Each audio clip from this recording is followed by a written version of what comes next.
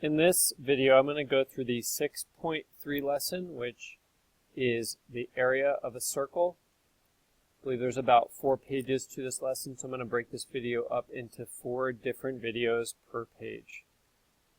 First page, number 1, states an earthquake was felt by everyone within 50 kilometers of the epicenter in every direction. Sketch a diagram of the situation.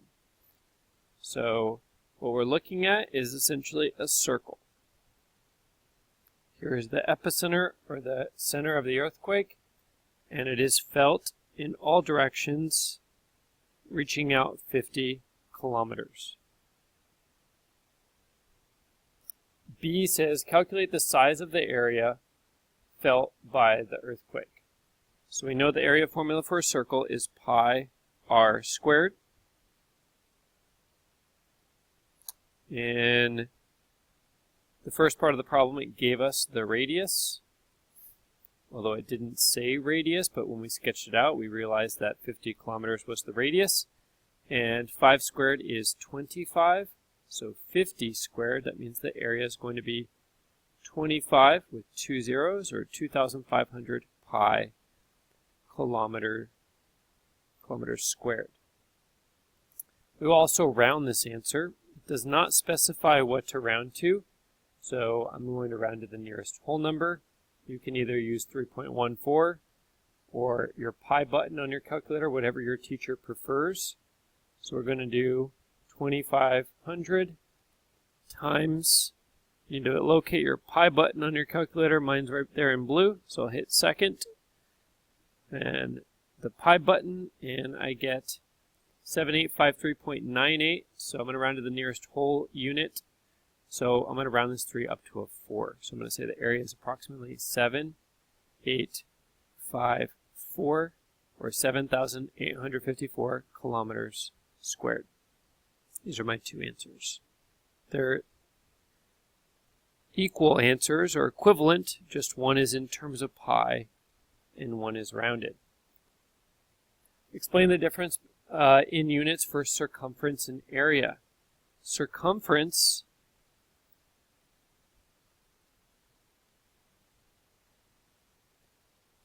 is a length and is therefore in units. We know circumference is a term specific to the perimeter of a circle. If you think about the label that we would put for perimeter of a shape, it would just be units. For area, area is in square units.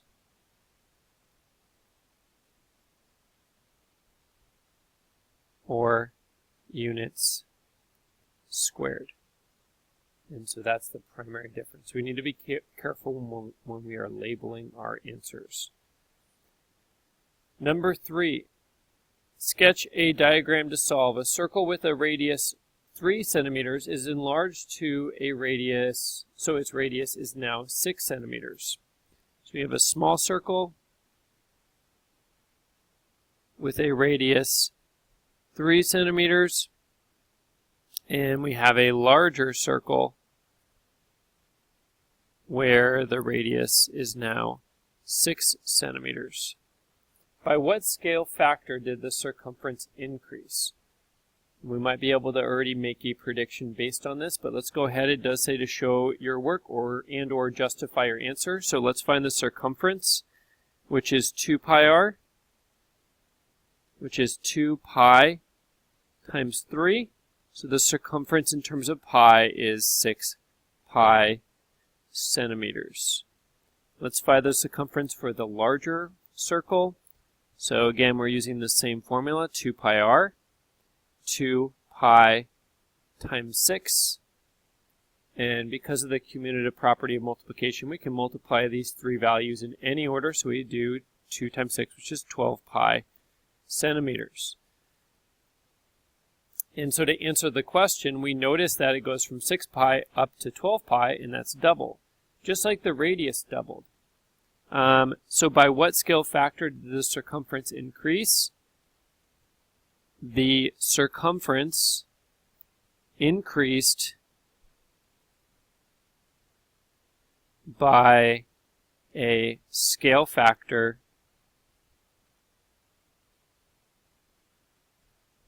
of 2. If you double 6 pi, we would get 12 pi. If we double a radius of 3, we get 6. By what scale factor did the area increase? So we'll do a similar thing. We know area is pi r squared. So for the small one, it would be pi 3 squared.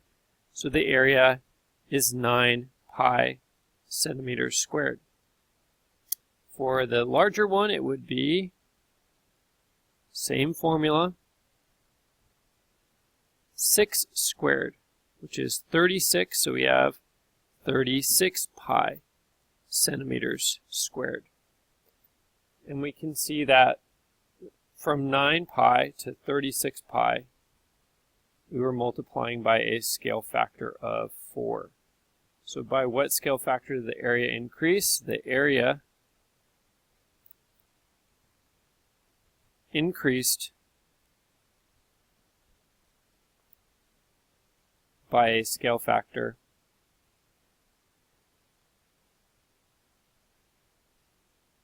of 4. And we have our work to justify our answer. Explain why this makes sense using what you know about scale factor. So we know that the scale factor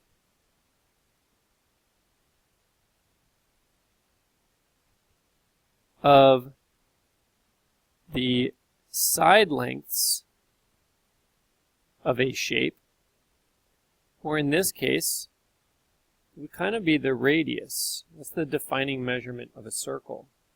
Although it's not the side or the edge of the circle, it does determine the overall size of the circle, will be equal to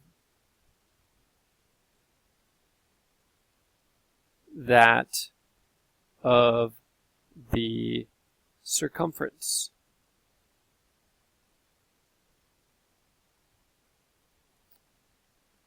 We probably have come across this before. It also makes sense if we look at the labels for these units. The labels for circumference, side length, radius, they all would be just units, or centimeters, or meters, or feet. And now let's talk about for area. For the area,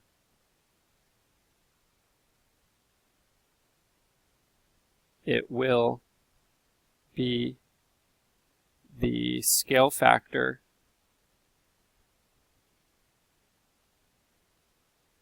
squared. And that seems to check out also based on the fact that our labels for B were square units.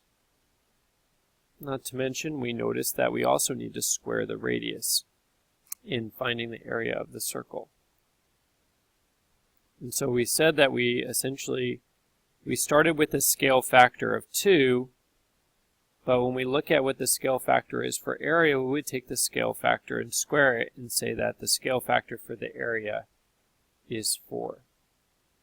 So this is the scale factor for the circumference, and this is the scale factor for the area. Let's look at the last question on this page.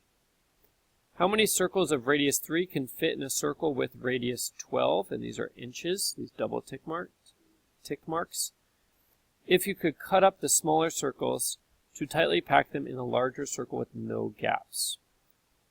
So let's start with finding the area of each one. It seems like a good starting point. So I'm going to do the larger one in blue.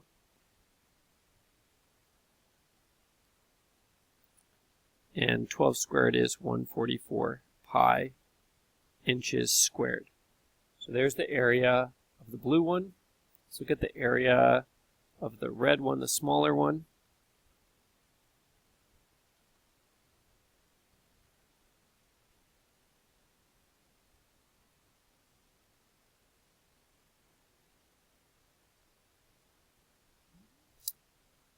And we want to know, essentially, another way of wording this, we want to know how many of these circles fit in there if you were to break them up and make them fit perfect. So how many times does the smaller circle go into the larger one? And that sounds like division to me. So we're going to figure out how many times does does 9 pi go into 144 pi? What is the quotient of this? What is 144 pi divided by 9 pi? Well, these pi's can cancel out. And in fact, 144 divided by 9 works out to be exactly 16. And so therefore, 16 of these smaller circles